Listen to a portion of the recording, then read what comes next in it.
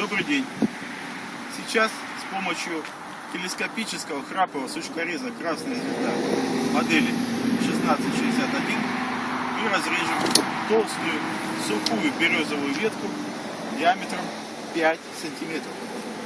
Для этого мы открываем рукоятки, выдвигаем их, открываем зев кустореза и начинаем резать.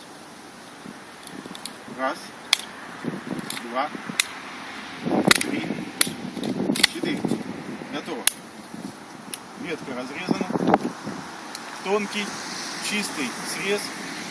И получится у вас. Спасибо.